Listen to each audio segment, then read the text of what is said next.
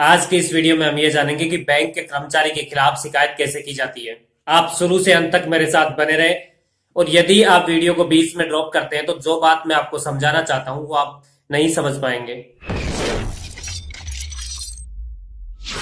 नमस्कार, आज के इस वीडियो में हम बैंक कर्मचारियों के खिलाफ जो भी शिकायत दर्ज की जाती है उसकी बात करेंगे, क्योंकि अक्सर प्रत्येक व्यक्ति का कभी ना कभी बैंक से नाता पड़ता ही है और कभी कभी बैंक के कर्मचारी द्वारा आपसे बदतमीजी कर ली जाती है और कई बार बैंक कर्मचारी अपनी मनमर्जी भी करते हैं। साथ ही जब उसकी शिकायत आप मैनेजर को करते हैं तो ऐसी दशा में मैनेजर भी आपकी शिकायत पर कार्रवाई नहीं करता है। तो आज के इस वीडियो में हम संपूर्ण प्रावधानों के बारे में बात करेंगे कि आप कंप्लेन मैनेजर से लेकर लोकपाल तक कैसे कर सकते हैं। देखिए, सबसे पहले आप ये जान लें कि आप बैंक से आहत है।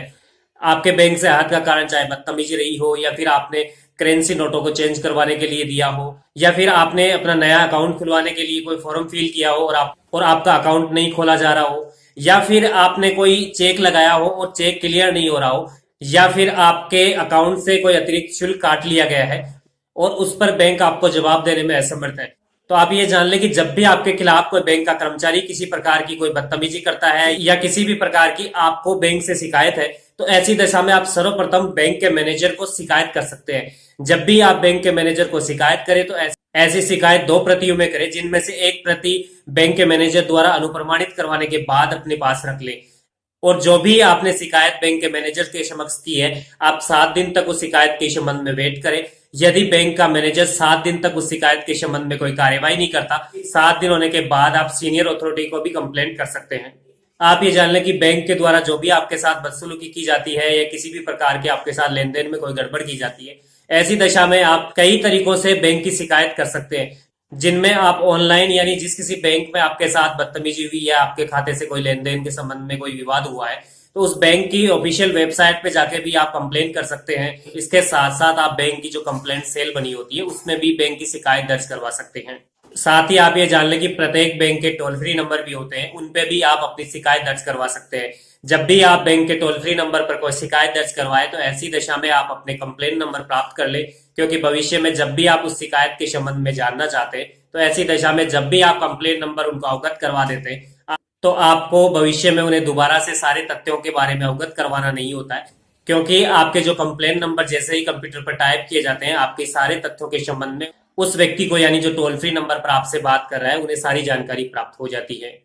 तो ये सब तो सामान्य नियम थे शिकायत दर्ज करवाने के। एक और माध्यम है जिसके माध्यम से हम बैंक के खिलाफ प्रभावी तौर पर शिकायत दर्ज करवा सकते हैं। वह माध्यम यह है कि जब भी हम बैंक के कर्मचारी के खिलाफ या फिर किसी भी प्रकार की बैंक के संबंध में कोई शिकायत बैंक के मैनेजर को दर्ज करवाते हैं और बैंक का मैनेजर हमारी शिकायत पर कोई कार्रवाई नहीं करता, तो ऐसी दशा में हम ओम्बुड्समैन यानी जो लोकपाल की स्थापना की गई है रिजर्व बैंक के द्वारा, उसमें भी 30 दिन के बाद शिकायत कर सकते हैं। यानी कि कोई बैंक मैनेजर आपकी शिकायत का समाधान 30 दिन तक करने में असफल रहता है, तो ऐसी दशा में आप बैंकिंग लोकपाल के समक्ष जाकर भी शिकायत दर्ज करवा सकते हैं।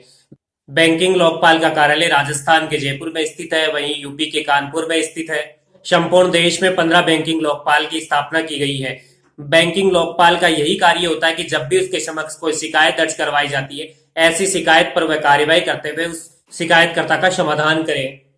संपूर्ण देश में लगभग 15 बैंकिंग लोकपाल की स्थापना की गई है और यदि आपने कोई शिकायत बैंकिंग लोकपाल में करवाई है तो ऐसी दशा में यदि आपकी शिकायत पर 90 दिन तक कोई कार्रवाई नहीं की जाती है, यानी कि जब भी बैंकिंग लोकपाल के समक्ष आप शिकायत दर्ज करवाते हैं, ऐसी शिकायत पर 90 दिन के भीतर भीतर बैंकिंग लोकपाल द्वारा कार्रवाई की जाती है। और यदि बैंकिंग लोकपाल 90 दिन के भीतर भीतर आपकी शिकायत का निवारण करने में असफल रहते हैं, तो ऐसी दशा में आप deputy general of reserve bank को भी आपकी शिकायत प्रेषित कर सकते हैं। बैंकिंग लोकपाल को जब आप शिकायत दर्ज करते हैं तो ऐसी दशा में आप बैंकिंग लोकपाल के पते पर डाक द्वारा भी शिकायत प्रेषित कर सकते हैं। इसके साथ साथ आप ऑनलाइन माध्यम से भी बैंकिंग लोकपाल को शिकायत दर्ज करवा सकते हैं।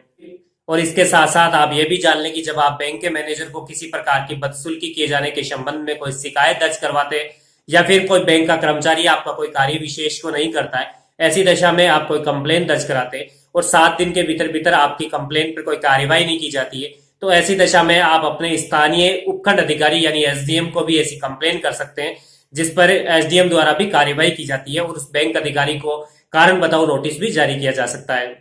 तो ये थी कुछ महत्वपूर्ण जानकारी। यदि आपके साथ बैंक के किसी अधिकारी द्वारा कोई बदसलूकी की जाती है या फिर आपका कोई लीगली काम है और बैंक के द्वारा नहीं किया जाता है,